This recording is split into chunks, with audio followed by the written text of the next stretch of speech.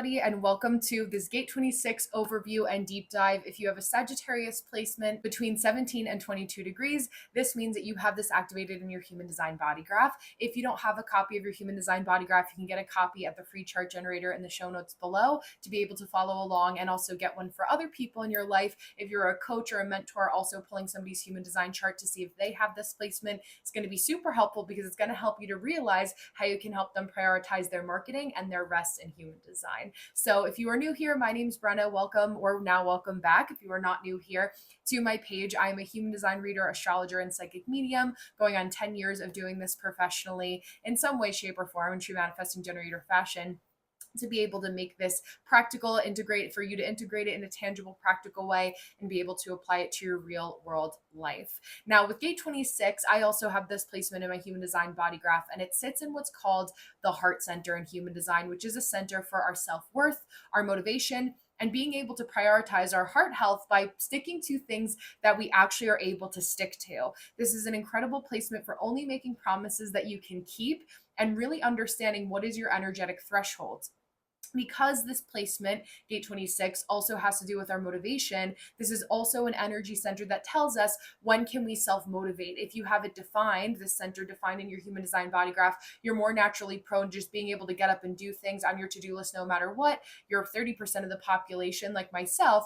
The other 70% can have a little bit of a harder time if it's undefined. And even if you have this gate placement there, really teaching you, for all of us, whether we have it or not, defined or not in our chart, really teaching us how to be able to rest and relax, when to work, when to play, when to hustle, when to grind, and when to take a step back and say, okay, my body needs a little bit of rest now, or else it's going to start keeping score. Now, with this placement as well, you are somebody who should be self-employed in some capacity. You understand how to sell from your heart and being able to sell things that you believe in. Now, if you have tried, or if you have this placement and you know you have a natural disposition for sales, but you don't really like sales in general, that's because you're selling something that you don't actually believe in or is beneficial to yourself or the other person that you're actually selling the product or the service to. So paying attention to that with this placement is also going to be very helpful and really crucial for your well-being. You also want to make sure that you know to charge your worth and understand what charging does when you are creating some sort of energetic exchange, knowing what you're in it for, what is the actual exchange of energy that you're doing and giving,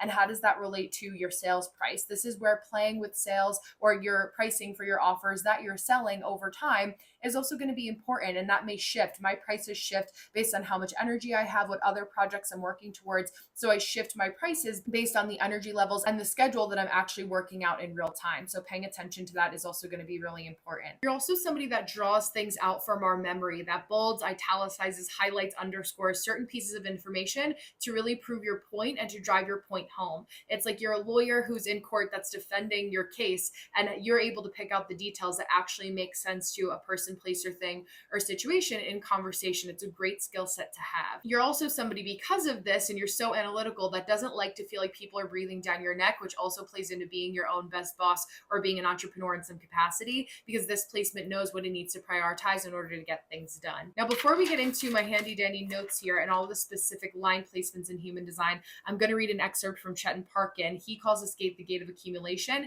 to help you understand it in another way, or a little bit of a deeper way. He says here, maximum results at all times. That's what you wish to squeeze out of life. The accumulation of material wealth and prestige is possible as you vigorously and cleverly chase or dream about positions of great power or status.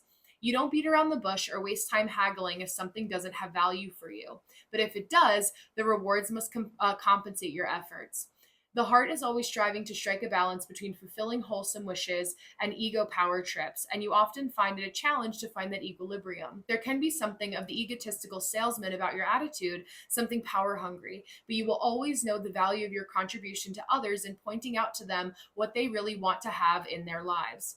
You're not interfering, just trying to better what you see by recommending enhancements, improvements, or renewal in all aspects of life, be that new art, architecture, diets, fashion, vacations, philosophies, music, and travel. Pitching to people and being persuasive comes naturally, but these skills bring with them a responsibility to acknowledge when something is of genuine service to others and not just for your own reward. So making sure, again, that exchange is mutually beneficial. You know what you're offering, you're charging your worth, and being able to have that reciprocated and people appreciating you and compensating balancing you appropriately is amazing. It's an amazing skill set to acquire with this gate placement. So know that it's in your nature to be able to prioritize what you're worth and understanding what you're worth. Now, if you look at your human design body graph or one of a loved one that you have, you're going to notice a specific decimal placement.